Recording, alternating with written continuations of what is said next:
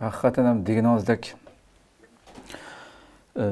şu ticaret meselelerinden nurgun til kaldığınız hem şu hem dünyada misal keltiyordunuz. Biz ilgirki söhbetlerimizde mi başka ölümalarımız bilen. Hem insanın kelka hiç bulmaz yani en akallisi diye skildi şu hamda. Başka mesela her xil şu elektronik mahsulatlar, başka kiyim keçek. Yani insanın zuvanıga bevosita kirmaydigan meselelerde belki her xil ölümalarning har xil gaplari bo'lishi mumkin hamda. İnsan majbur qilsa. Aslida eng a'losi deganimizdek, ashundan men yiroq turib, iqtisodiy erkinligimizni, mustaqilligimizni qo'lga olib Xitoyga beqinmay turib qilishga tirishish eng a'lo, eng talab qilinadigan narsa.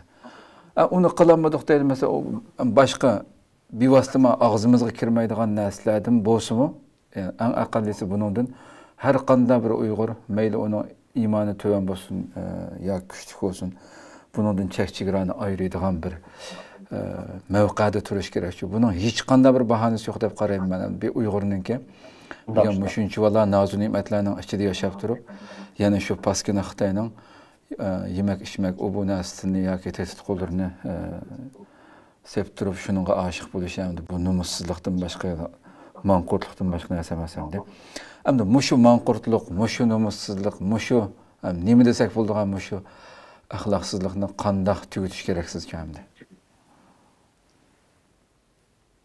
Menimcha bu işte Peygamberimizin bir hadisi var. Buna ait. Bek cık iş bu doğru olduğu da böyle değil mi? Ameliyatı hemmimiz bildiğim bir hadis. Nima desa, bir şəxsnin bəzi yaman əməlini özü tüzətməyə qaladı şu, özü vazgeçilməyə qaladı. Xoş. Hatta vazgeçişini oylasın, vazgeçilməyə qaladı. Ya iradesi acizlik qıladı, ya şeytanın keyine girip gidiyor. Nima sebepten olsun? Özü aciz kep qalğan vaqtda ətrafdakiler öz rolunu cari qıldırış kerak oldu. Dal muşu mənada Peyğəmbərimizin hadisində əgər sizə bir yamanlıqni görsəniz, qolağınız bilan tüzətinglar. Əgər qolağınız bilan tüzətməsəniz, ağzınız bilan tüzətinglar. Eğer ağzınlar bilan tüzətməsəniz, qalbinizdə olsun narazı olanglar, amma bu şu imanның ən zəif ki aşu deb şunda degan. Hani bu hadis orqali nima demoqchi desa, masalan, bayam dedik, aşxanlar, tamoqxonlar. Agar u narsani sotgan bo'lsa, u do'konda bir narsa olmaydi. Qo'limiz bilan tuzatish shu. Ularni boykot qilaylik. Sözümüz bilan tuzatishni ular gap qilaylik. Ular tunadiganlar gap qilsin yoki kirib gap qilaylik. Ya'ni ular atrofdagi Uyg'urlardan egri bir besim his qilsin. Bir xil yetim qoldirilsin. Açık qilgan ishining amaliy jazosini biz chektiraylik ularga, tetitaylik. Xoş. Menimcha mush hadislar shu. Menimcha mush hadislar. Haliqi endi setibdan o'zining ishi qanday qilamiz desak, bu imanның en acizliğiymiş. Şu. Şu bunun da bu haliqi sel qargılı olduğun, köz yumulu olduğun bir iş emas. Yani bir ictimai besim şekillendiriş arqılı onu özü düzeltmegenden onu tüzütüşke qıstaş lazım. Ama ikincisi, menimcha bu vazife ölümalar düşüdü. Ölümalar muhaciret cemiyetinde bunun da bir keyfiyat yaratishi lazım. O bir iki ölümal deydigan gap bo'lmasi kerak bu. Nurgun ölümalar şu toyluda, toy tüküllerde, isim koygan yerlerde.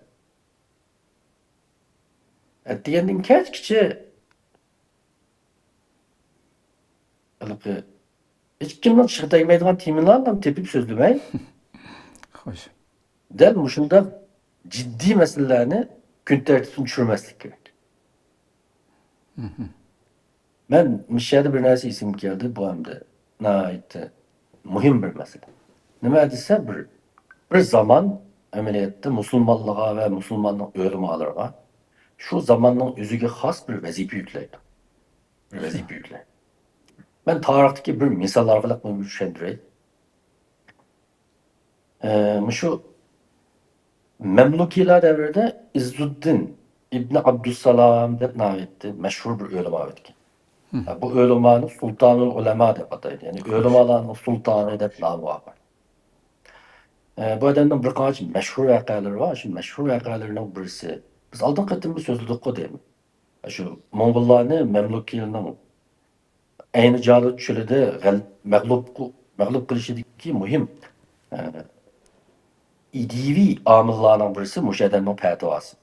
Ya'ni mushu ulamoning fatvosi. Bu alam munda degan. Munda bir mashhur bir voqea bor. Çünkü o vakit qanday vaqt desa 1258-yili Abbasiylar xalifaligi Moğollarning Hilaku xon tarafidan to'liq yiqitildi. Shunga Abbasiylar xalifasi Bag'dod to'liq vayron bo'ldi. Bag'doddan keyin navbat Suriyaga keldi. Suriyada shu mamlakatlarning tuprog'i. Ana Moğollarning besib kelayotgan xabari taqalgandan keyin bu İzzuddin Abdusalom haqida bir rivoyat bor manbalarda. Bir o'quvchisi shunda so'g'an deydi. Shu Moğollar Damashq, Misrga yaqinlab qolgan chog'da bir talib undan so'rabdi, bir fiqhiy masalani so'rabdi. Shuning bilan bu bas munozir boshlanib ketgandan keyin İzzuddin Abdusalom achchig'inib debdi. Bu Moğollar hozir islom diyorlarini oyoq osti qilyapsa, musulmonlarning qini to'kilyapsa, sen texi bu yerda shunday ahamiyat yo'q ushshoq masalalarni talash tortishib o'tiramsan. Bundaq paytda qilishdan boshqani so'zlash, jihoddan boshqani o'ylashish haromdir deb shunday. Davno yana bir rivoyatda munda degani bor. Moğollar bizning zaminimizga, uyimizga besib kelib turganda kishilarning tahoratning sunnatlari, savdo setiqdagi inchki masalalar haqida so'zlashishi, hatto xutba minbarlarda bulardan boshqa temalarda vaz nasihat qilishi ahmoqlikdir, dinni tushunmaslikdir. Bugungi kunda jihoddan boshqani so'zlash vaqtni isrof qilganlik va mas'uliyatdan qochganlik. Bizga ham degan gap emas ekan bu. Albatta, haqiqatan. Bizga ham degan gap emas ekan.